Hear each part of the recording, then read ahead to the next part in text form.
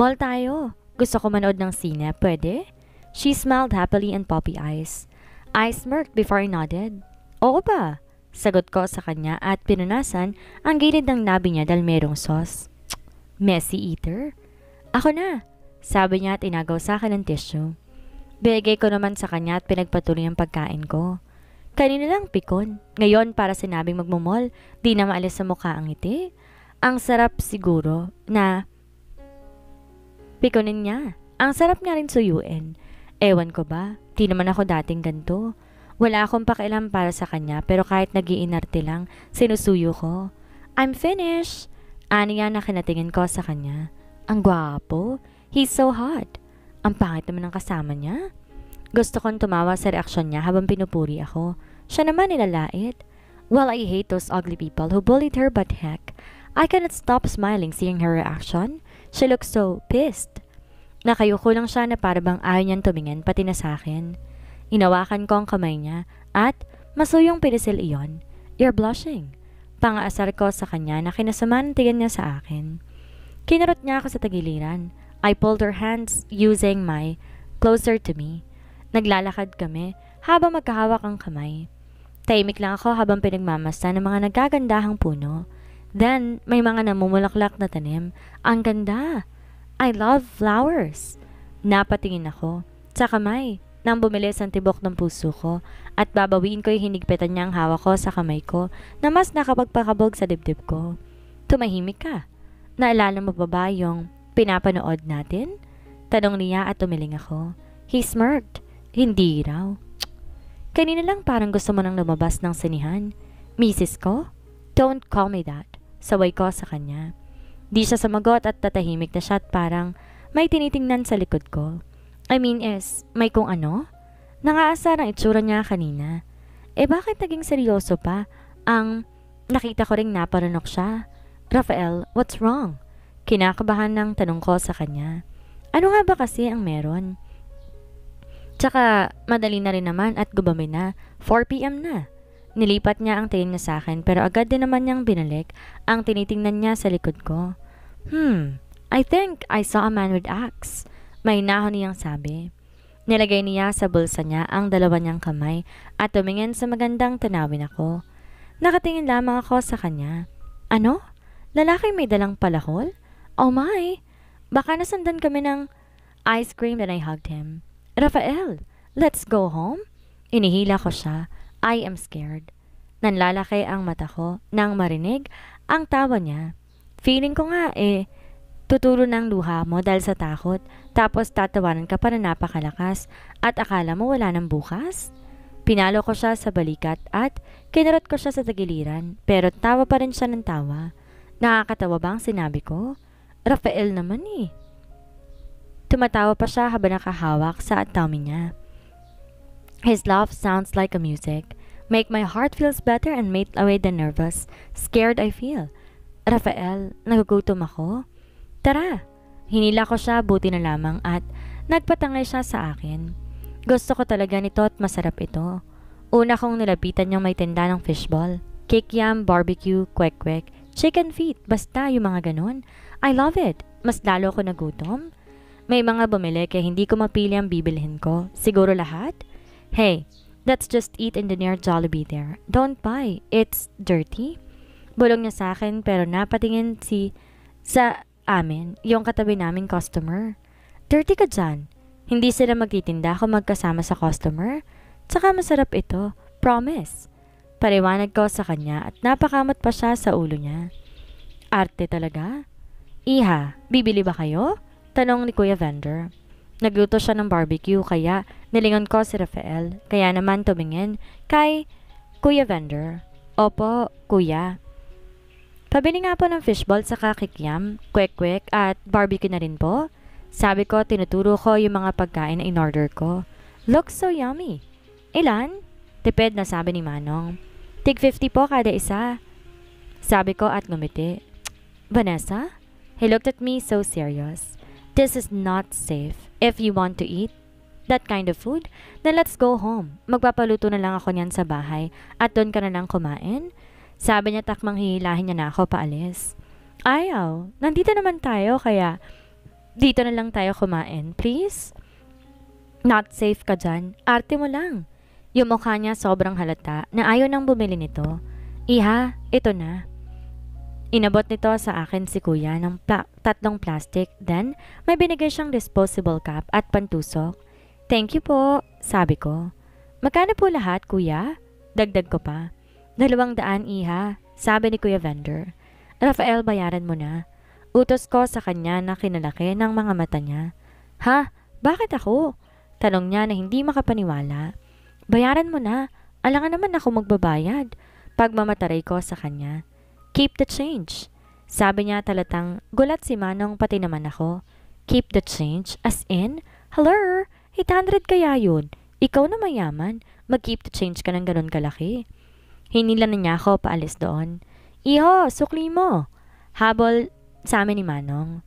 Humarap kami at inabot sa kanya yung sukli, pero nganitian na lamang. Keep the change, Manong. Aalis na kami? Sabi niya pa at inakbayan ako. Salamat, sir. Salamat. Sigaw ni Manong at kinawayan niya pa kami, pero hindi siya lumingon. Nginitian ko si Manong. May ganito rin pala siyang side. Mabait at charitable. Masarap talaga pag mga ganitong food. Naubos ko na yung isa na napansin kong may kasama pala ako kaya sinawsaw ko yung barbecue tapos humarap ako sa kanya. Nanlaki ang mata ko na makita ko siyang nakatingin sa akin. Yung tingin na hindi makapaniwala kaya nginitian ko na lamang siya. Gusto mo? Tanong ko tapos sinusubo ko sa kanya pero hinawakan niya ang kamay ko at inilayo sa mukha niyang barbecue. Ayoko. Hindi ako kumakain yan. Ani at siniksik ang mukha sa leeg ko. Sungit? Di raw kumakain. Nung nasa beach nga kami nag-iihaw siya nito. Ito na lang fishball. Nalagay ko sa disposable cup at nalagyan ng sauce tapos kumain na ako. Sumandal din ako sa kanya.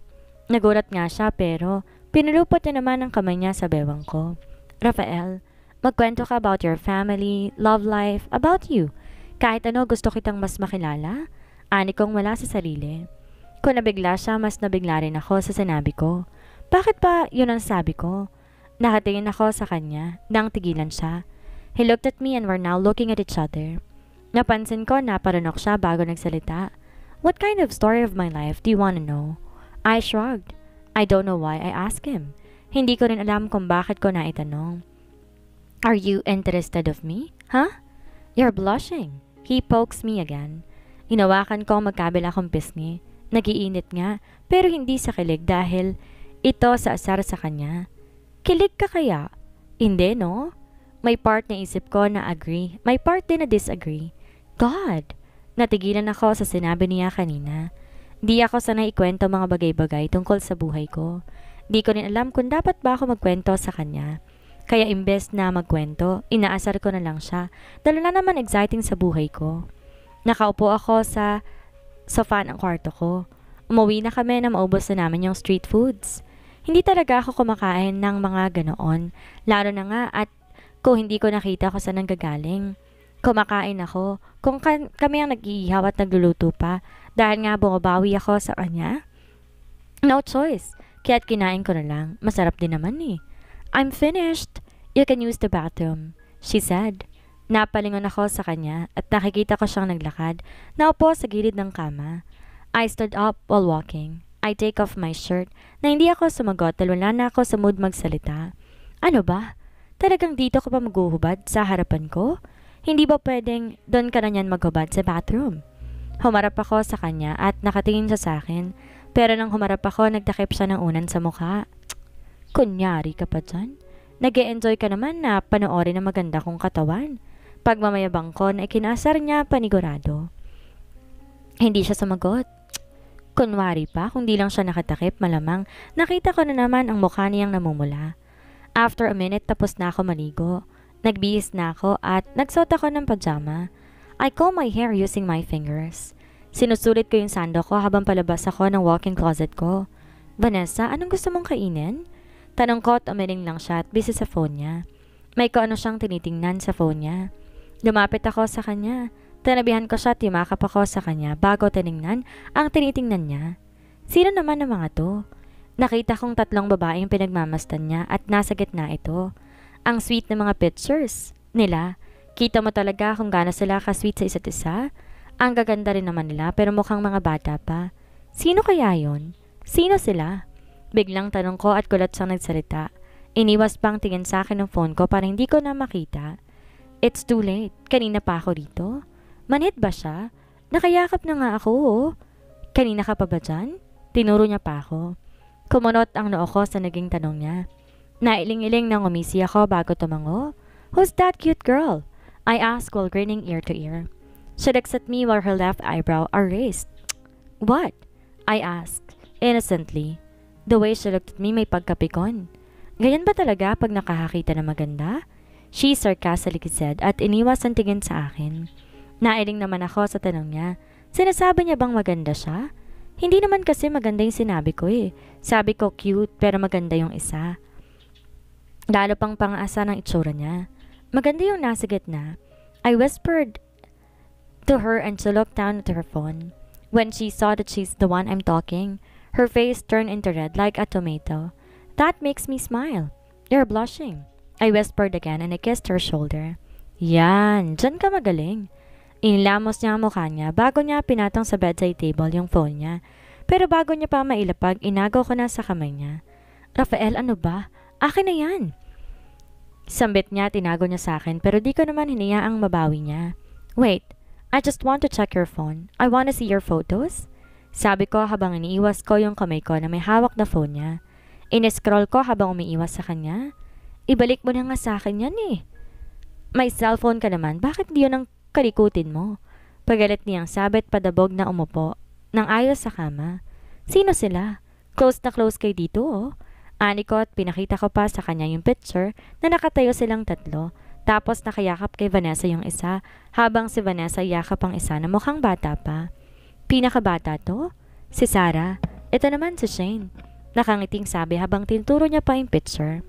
Si Sarah yung nakayakap sa kanya at si Shane naman ang yakap niya. Ano mo sila? Hindi ko mapigilan na hindi magtanong. Wala siyang kapatid na babae. Alam ko siya lang nag-iisa. Kapatid ko. Tipid niyang sabi na kinataas ng kilay ko. Kapatid? Gulat kong tanong sa kanya. Damn! Ako na niloloko nito? Halos alam kong tungkol sa kanya.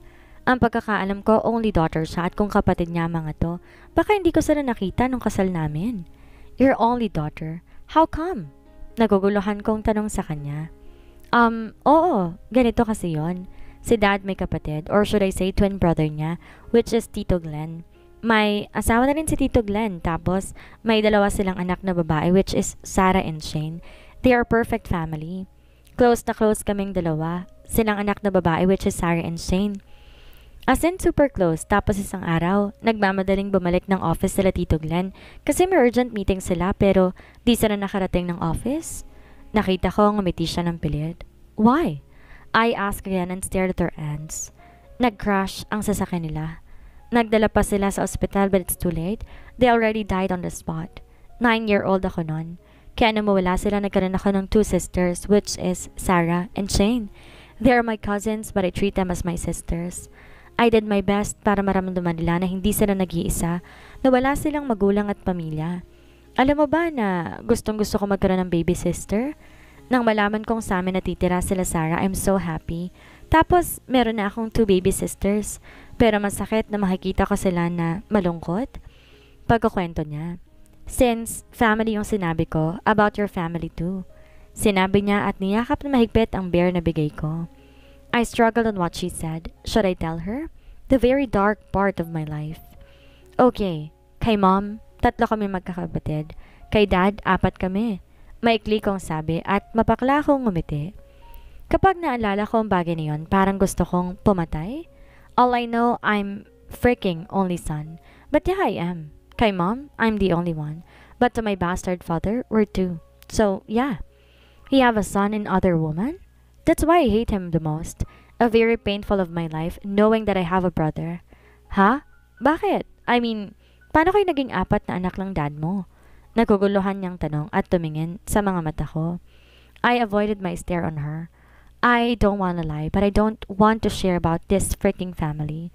I don't have a father since I know I have a damn half-brother. Let's not talk about that. Change topic. Biglang sabi niya na ikinatingin ko sa kanya. She's smiling at me before she rests her head on my chest, together with the teddy bear she named Clyde. Naintindihan niya na iniiwasan ko ang ganoong topic, kaya naman, hindi ko na siya nangulit pa tungkol dito. Naintindihan niya iniwasan ko ang mga ganoong topic, kaya hindi na siya nangulit pa tungkol dito. How lucky I am to have her. So understanding even if she's brutal. Bakit pumayag kang magpakasal sa akin? Biglang tanong niya. Anong klaseng tanong ba yon? Napanunok ako sa naging tanong niya. Bakit nga ba? I don't know. Maybe because it's my responsibility? Ikaw, bakit? Nautal kong balik tanong sa kanya. Just like your reason, I don't know. Well, I think wala naman masama kung magpakasal ako sa'yo, diba? Tsaka ako napipilitan ka, napipilitan din ako. What the fuck? Okay, next question. What are the qualities of your ideal girl? The truth, Rafael? Damn, what a question. My ideal girl. Paano napunta ang usapan dito? Ano ba ang gusto ko sa isang babae? Pwedeng pangalanan na lang? Basta babae at maganda. Good night, my ideal girl. Pwedeng pangalanan na lang? I whispered and kissed her forehead. I took off my shirt before I lie down beside her. Tulog na siya, kaya naman, hindi yan na malalaman na topless ako. Sanay na akong topless matulog. Sarah, Shane, maswerte sila. Di lang dahil sa may nagpaparamdam sa kanila na pamilya pa rin sila, kundi dahil sa tanggap sila ng buong-buo ni Vanessa. They are so lucky to have Vanessa in their life. Vanessa and I are different. I can say that they were so different. She wanted to have a baby sister and she accepted her cousins while me, I don't want to have a brother. Pero bakit nagkaroon ako ng kapatid na lalaki na hindi ko naman hiniling na magkaroon? Matatanggap ko pa kung kay mama ko nagkaroon ng kapatid na lalaki pero siya, never. I don't have a father. Also, I don't have a brother. Umusog ako kay Vanessa at niyakap ko siya. Linggo na. Yay! Makakabalik na ako sa bahay ko. I miss my room, my bed, my sister, and I miss everything inside of my house. Nasaan na kaya si Rafael? Oh my God! Nakatulugan ko siya kagabi. I stayed to the conversation but I end up to sleeping without saying something. 8 a.m. Bumangon na ako. Pumunta ako sa bathroom para mag-toothbrush at maghilamos. Bumalik na ako sa kama. Aayusin ko tong hinigaan namin. Nakakahiya naman. Kung siya ba magliligpit, ako na ngayong huling gumising. Pinagpag ko na lamang yung unan tapos pinantay ko yung bedsheet. I stopped when I felt my arms wrapped around my waist and I looked at my back. Good morning! I greeted him and I smiled at him. Niyakap niya ako na mahigpit. Pinatong ko sa kamay niya ang kamay na hawak kong nakayakap sa bewang pero hinawakan niya ang kamay ko. Umuwi na ako sa amin kasi darating na sila man ng mamaya. Sa maikling pagsasama namin ni Vanessa, alam ko sa sarili kong nasanay na ako na siya ang palaging kong kasama. Surely, I will miss our bonding together. I will miss to be with him. Tinulugan na ako kagabi tapos late ka pang gumising? Nagtatampo niyang saad at ngumuso na sa akin. Sorry, bulong ko at sinandal ko sa dibdib niya ang ulo ko. Bakit kasi hindi mo ako ginising? Nagtataka kong tanong sa kanya. I don't want to interrupt your beauty sleep. Wife? Ganun? Ngumiwi ako. Yup. He kissed me on my shoulder. Kumalas na siya sa pagkakayakap sa akin. Pinagpatuloy pa niya ang pag-aayos ng bed habang naglalakad naman siya papalayo. Vanessa? Kinuha niya ang atensyon ko. Yes? Lumingon ako sa kanya. Nakaupo siya sa sofa. Naupo naman ako sa paanan ng kama. Uuwi ka ba sa mansyon niyo ngayon? Ang lungkot ng pagkakasabi niya habang nakatungo lamang. Yes? Bakit mo natanong? Sagot ko sa kanya. Kung ako masaya dahil babalik na ako, take note, hindi ako umuwi sa bahay kahit man lamang kumuha ng damit, di ako pinapayagan ni Rafael kahit bumili lang siya para sa akin. 1 week tapos wala pang maid doon. Ano na kaya ang itsura ng bahay namin? Baka naman tumira na ang mga insects doon. Haist, huwag naman nga sana. Huwag ka na kayang bumalik. Napaka-seryoso niyang sabi. Bakit hindi? Di naman ako pinapalaya sa bahay, no? Natatawa kong sabi at niyakap kong isang unan. Sabi ng mom mo, Pupwede ka naman daw na hindi bumalik. Total daw, mag-asawa na tayo. Nakita ko huminga siya na malalim. Rafael, napag-usapan na natin to, hindi ba? Magsasama lamang tayo sa isang bahay kapag may sarili na tayong bahay. Ayoko na magstay dito kasi nakakaistorbo ako sa'yo. I mean kapag may lakad kayo ng mga kaibigan mo, tumatanggi ka. Just because of me, kaya kung wala ako rito, you're free to go. You can come with them. You're nothing to worry about me. Isa pa, ayaw mo sa bahay, di ba? Kaya maliligo na ako at magbibihes para makabalik na ako sa... Ah! My eyes widened.